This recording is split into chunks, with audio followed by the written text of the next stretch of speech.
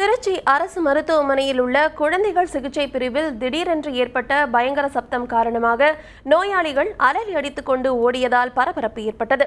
இது குறித்த கூடுதல் தகவல்களை தருகிறார் செய்தியாளர் விஜயகோபால். விஜயகோபால், அரசு மருத்துவமனையில எதனால இந்த பயங்கர சப்தம் ஏற்பட்டுச்சு? அங்க நிகழ்ந்த சம்பவம் குறித்து சொல்லுங்க. திருச்சி மாவட்ட அரசு தலைமை மருத்துவமனையில் குழந்தைகள் சிகிச்சை வார்டு இருக்கு. இந்த வார்டில் 50 படுக்கைகள் இருக்கு.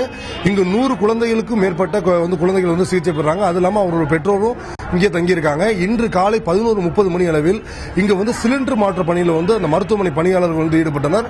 அந்த ஆக்சிஜன் சிலிண்டர் வேகமாக திறந்து விட்டதால் டமால்னு ஒரு பெரிய சத்தம் கேட்டிருக்கு. இந்த சத்தத்தை கேட்டுட்டு எல்லா நோயாளி அந்த மருத்துவமனை பணியாளர்கள் முதல் ஓடி இருக்காங்க. அதை தொடர்ந்து டாக்டர்கள், நர்ஸ் எல்லாமே ஒரே பக்கமாக ஓடுறதை காத்து அதிர்ச்சி அடைந்த பெற்றோர்களும் அவங்க குழந்தைகளை தூக்கிட்டு ஒரு பக்கம் ஓடி இருக்காங்க.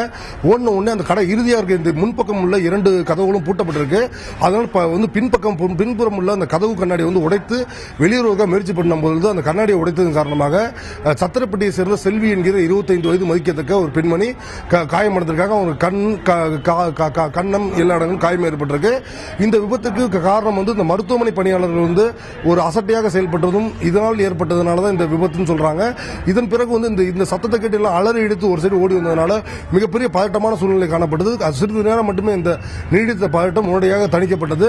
இது தொடர்ந்து டீன், அதாவது மருத்துவமனை முதல்வர் கார்குழலி சம்பவ இடத்திற்கு விரைந்து என்ன நடந்தது என்று விசாரித்த பின்பு இந்த மருத்துவமனை பணியாளர் மீது உரிய நடவடிக்கை எடுக்கப்படும் என்று நம்மிடம் தெரிவித்துள்ளார். இது குறித்து நம்மிடம் பேசுவதற்காக சமூக ஆர்வலர் அமல் ஆண்டனி அவர் நம்ம அருகில் இருக்கார். அவர்கிட்ட கேட்போம்.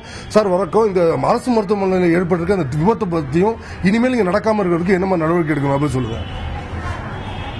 இந்த அண்ணல் அரசு காந்தி அரசு மருத்துவமனையில் பணிபுரியும் டாக்டர்கள் ஒவ்வொருவரும் பிரைவேட் பிராக்டிஸ் செல்வதற்காக தனியார் மருத்துவமனைக்கு செல்கின்றார்கள்.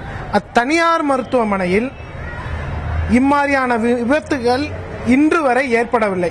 இதிலிருந்து நம்மளுக்கு தெளிவாக தெரிய வருவது என்னவென்றால், இங்கு கவனக்குறையின்மையோ அல்லது வேற ஏதோ அலட்சிய போக்கோ தான் இந்த விபத்துக்கு காரணம் என்று சொல்ல முடிகிறது. இவ்விஷயத்தில் அரசு அதிகாரிகள், ஹெல்த் செக்ரட்டரி போன்றோர் பாரபட்சமின்றி தகுந்த முறையில் விசாரணை நடத்தி ஏழை மக்களுக்கு மறுபடியும் இவ்வாறாக ஒரு விபத்து நேரிடாமல் தடுக்க அடுத்து உரிய நடவடிக்கைகளை பாரபட்சமின்றி எந்த ஒரு அரசியல் தலையீடும் இன்றி இதில் எடுக்க வேண்டும் என்பதை நான் இவ்விடத்தில் பதிவு செய்ய விரும்புகிறேன். அதாவது இந்த விபத்து என்பது ஒரு அலட்சியம் காரணம், மருத்துவமனை பணியாளர்கள் அலட்சியம் காரணமாக ஏற்பட்டிருக்கிறது. அதை தொடர்ந்து ஏற்பட்ட அந்த டாக்டர்கள், நர்சுகள் எல்லாருமே ஓடணும், தப்பிக்கணும் அப்படிங்கிற நோக்கத்தில் இருந்ததுனால அந்த நோயாளியிடமும் அந்த பரபரப்பு ஏற்பட்டிருக்கு.